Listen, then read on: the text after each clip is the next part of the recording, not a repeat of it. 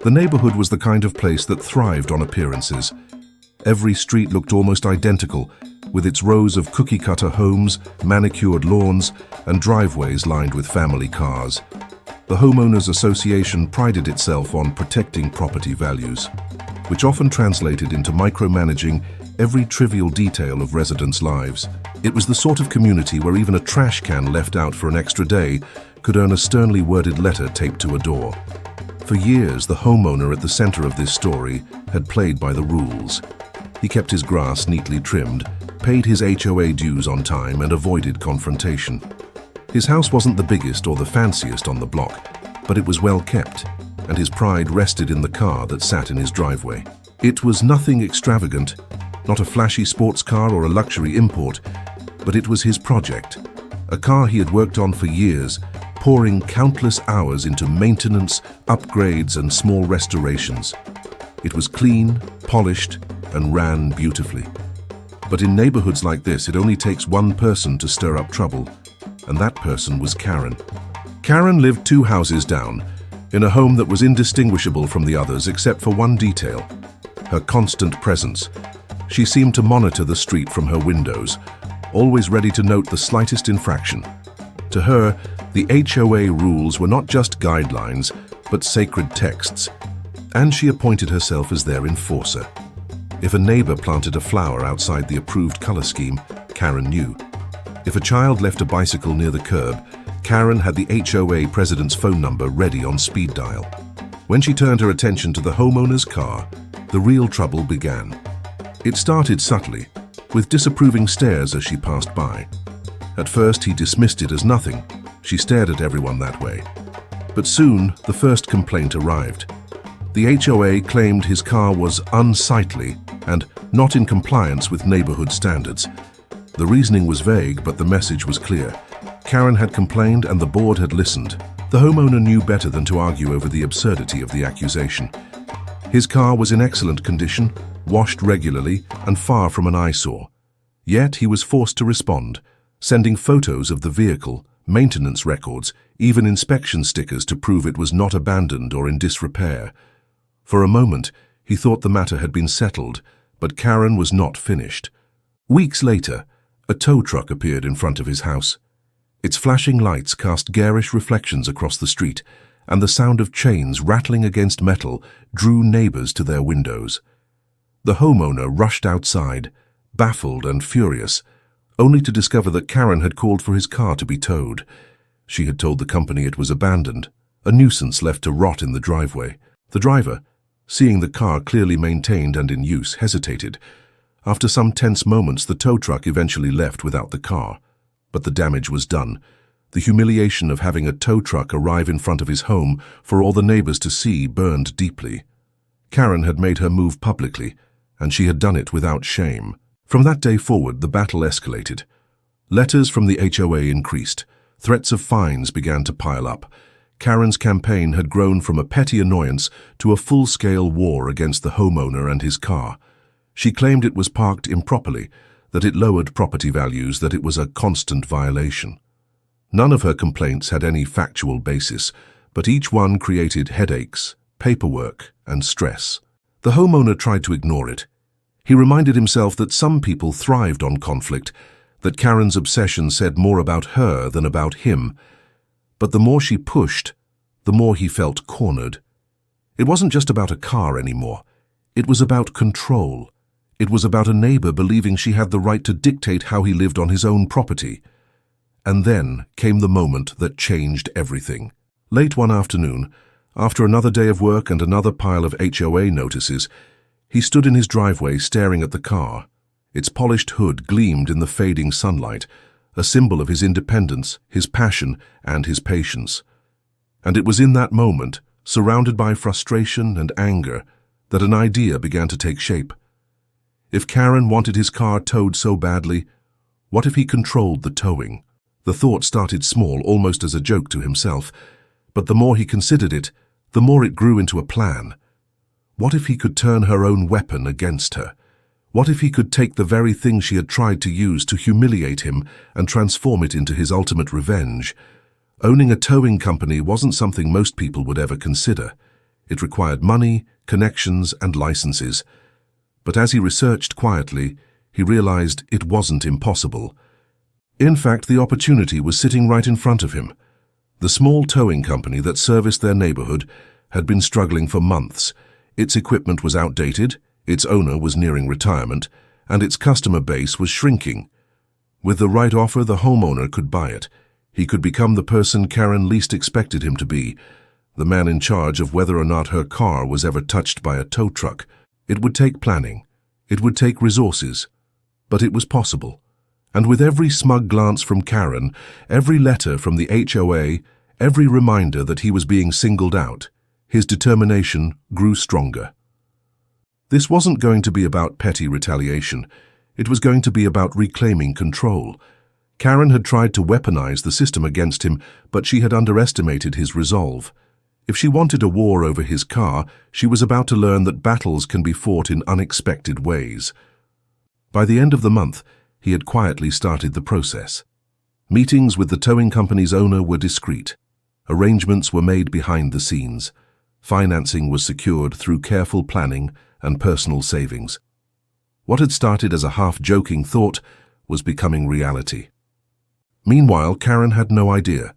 She continued her campaign, filing complaint after complaint, patrolling the neighborhood like a guard on duty. The homeowner didn't fight back directly. He let her believe she was winning. Every letter she sent, every gloating glance she gave only made the coming reveal more satisfying. As the pieces fell into place, the homeowner realized that this wasn't just about revenge anymore. It was about flipping the power dynamic entirely. Karen believed she held the authority, that her complaints and her calls dictated what happened. But soon, very soon, the entire balance of control would shift. And when it did, Karen would find herself in a position she had never experienced before, not as the enforcer, but as the one being watched. The seed of the plan had been planted, and it was already growing into something unstoppable. Because soon he wouldn't just own his car, he would own the tow trucks, and that meant the game had only just begun. The weeks following the decision felt both exhausting and electrifying. For the homeowner, life carried on as usual in the neighborhood. HOA notices, passive-aggressive glances from Karen, and the constant awareness of living under scrutiny. Outwardly, nothing seemed different. But privately, in quiet offices and late-night calls, his plan was gathering momentum. The small towing company he had identified was a modest operation on the edge of town. Its yard was filled with a handful of older tow trucks, some still reliable, others rusting from years of overuse. The office was cramped, with paperwork stacked on desks and phone lines that never stopped ringing. The owner, a tired man who had spent decades pulling cars from ditches, repossessing vehicles, and responding to roadside emergencies, was more than ready to walk away. Retirement was calling, but he lacked an exit strategy until the homeowner arrived with an offer. The negotiations weren't glamorous. They were long, drawn-out discussions over finances, liabilities, and equipment values. Every detail had to be scrutinized, every contract combed through. But the homeowner was meticulous by nature. The same discipline he had poured into maintaining his car was now fueling his business plan.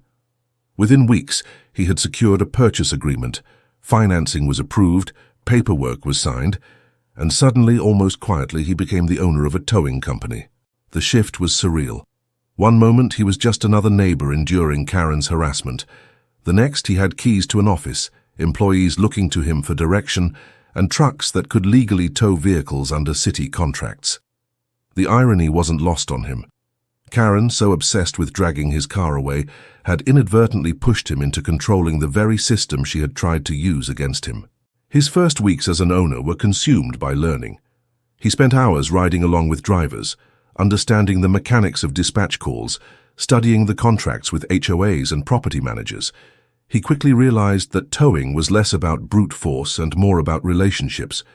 Companies like his thrived not only on city contracts, but also on agreements with neighborhood associations, the same kind of agreements Karen exploited whenever she made her endless complaints. And then came the discovery that set the stage for his ultimate revenge. His newly acquired company already serviced Karen's HOA. It was almost poetic. The same trucks she had called in the past to harass him were now his. The drivers she had summoned were now on his payroll, and every future call she made about his car or anyone else's would run directly through him. The power dynamic had flipped so completely that he almost struggled to process the satisfaction it brought. Meanwhile, Karen had no idea. To her, nothing seemed different. She continued filing complaints, citing imaginary violations, escalating her war against him. Letters arrived threatening fines, accusing him of lowering the neighborhood's value, insisting that his car was an eyesore. Behind her closed blinds, she likely believed she was wearing him down, waiting for the day he would give in. But the homeowner remained calm, almost detached. He paid the fines when necessary, though he documented everything carefully. He complied with petty requests when it was convenient, knowing that the real victory wasn't in resisting her rules, but in outmaneuvering her completely. The longer he stayed quiet, the more convinced Karen became of her own dominance. The true test arrived one late evening when Karen escalated again. This time she bypassed letters and directly called for his car to be removed. She labeled it abandoned, illegally parked, and non-operational. Her call went straight to the towing company's dispatch center, the very one he now owned. The employee on shift logged the request and forwarded it for review. And there, in his office, the homeowner saw it. Karen's name, her address, her demand that his car be taken away immediately. It was the moment he had been waiting for. Instead of rejecting the request outright, he documented it. He saved the call record, the details of her complaint, the fact that she had falsely reported his vehicle. It was evidence of harassment, proof of malicious intent. He didn't just see it as a chance to block her, he saw it as leverage. But more importantly, he let the call play out long enough for Karen to think she had succeeded. She watched from her window that night, expecting flashing lights and the sound of chains once again. But no truck came. Hours passed, and her imagined victory never materialized. For the first time, she was left waiting for a result that never arrived. The psychological shift was subtle but powerful. Karen was used to instant gratification. She called, the HOA reacted, and her neighbors suffered. But now, her calls disappeared into silence. She didn't know why, didn't know how, but she was losing her grip on the system she had wielded for so long. Behind the scenes, the homeowner was careful not to gloat, not to reveal his position too soon. Instead, he focused on strengthening his company, repairing old trucks, training his drivers, and improving their reputation with local contracts. The stronger the company became, the more secure his hold on the HOA's towing agreements grew. And as his influence expanded, so did Karen's frustrations. Deprived of her favorite weapon, she grew more aggressive. She began writing letters not just to the HOA board, but to city officials, escalating her claims. She tried to argue that the neighborhood was falling apart, that property values were plummeting, that the presence of one car in a driveway was a catastrophe. But without the threat of a tow truck, her words carried less weight. It wasn't long before her desperation turned inward. Karen began targeting other neighbors, issuing complaints about their trash bins, their landscaping, their decorations.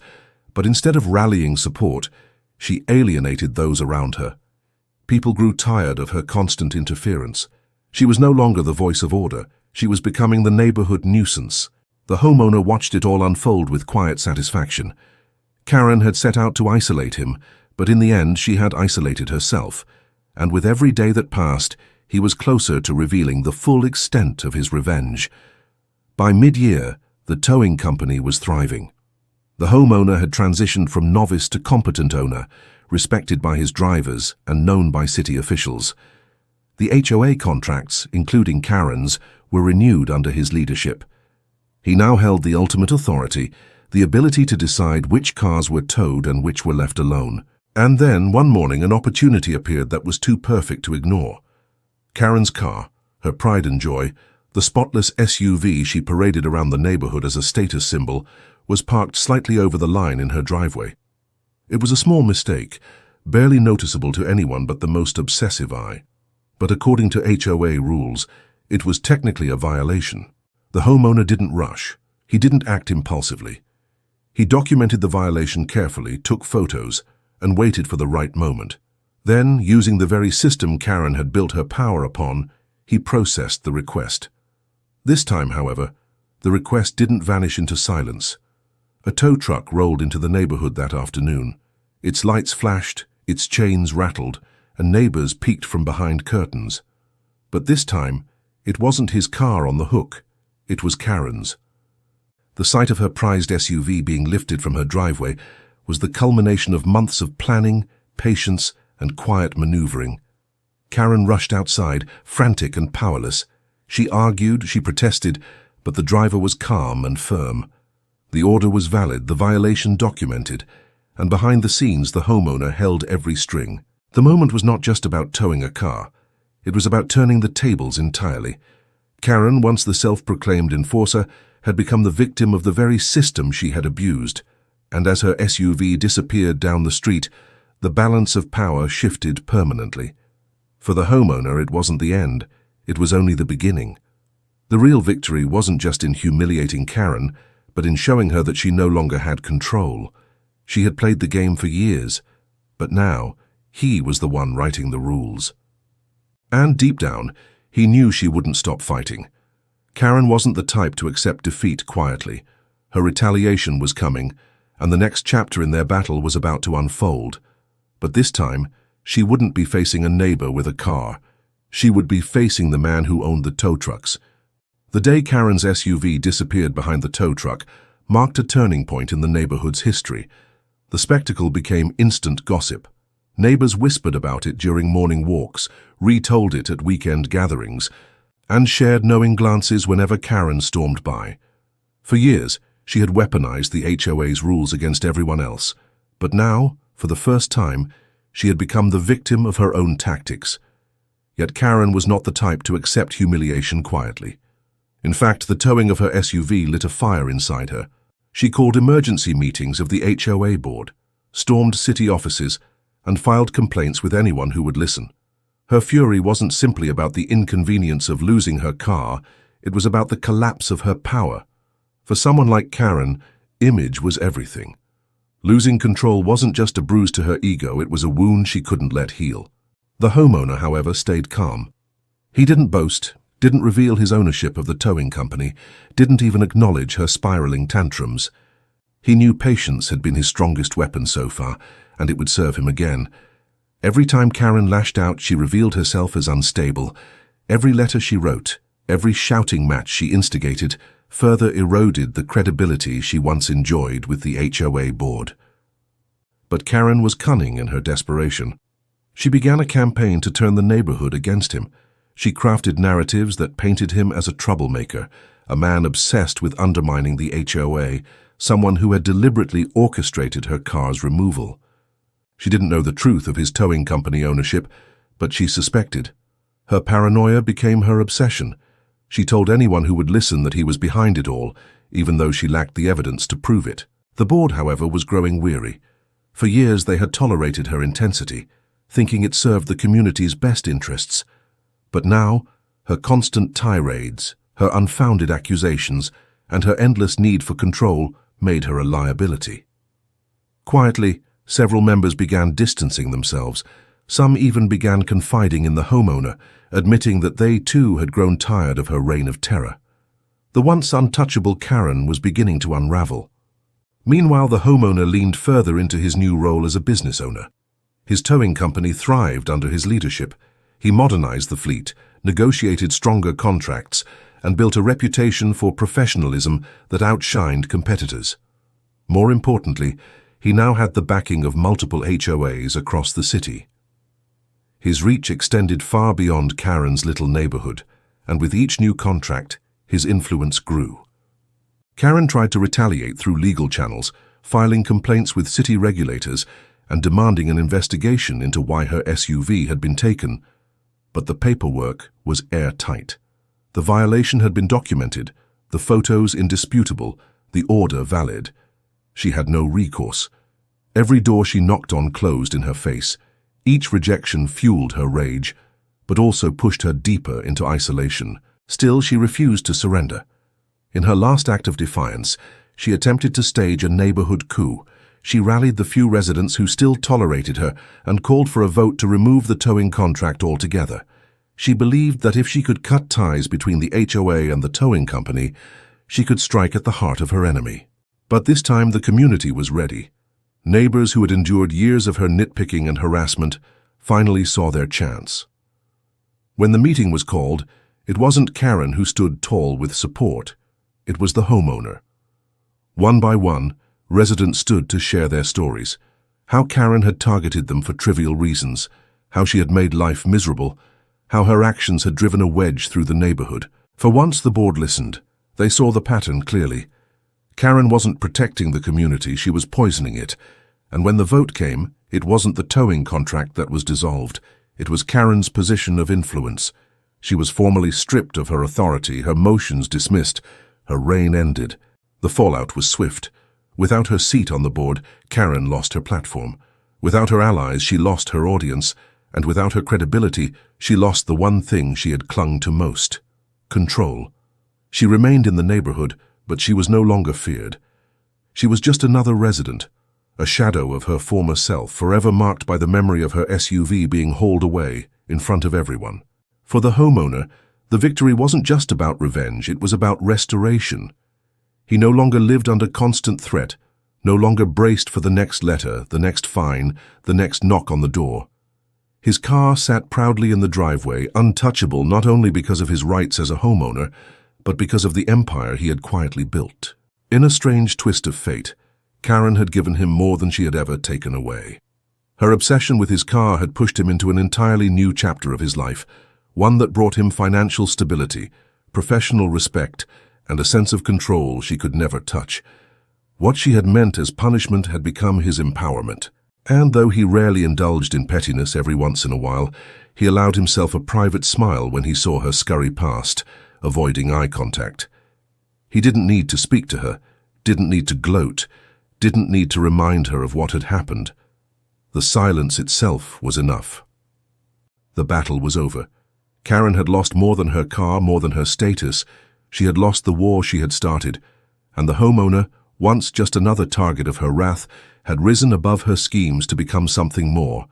Not just her neighbor, not just the man she couldn't control, but the quiet victor who had turned her own weapon against her and walked away with everything she had tried to destroy. The neighborhood slowly healed. Without Karen's constant interference, people relaxed. Driveways were fuller, gardens more colorful, decorations bolder. Life returned to normal, or perhaps to something even better than before. And at the center of it all sat the homeowner, his car gleaming in the sun, a silent reminder of a war fought and won.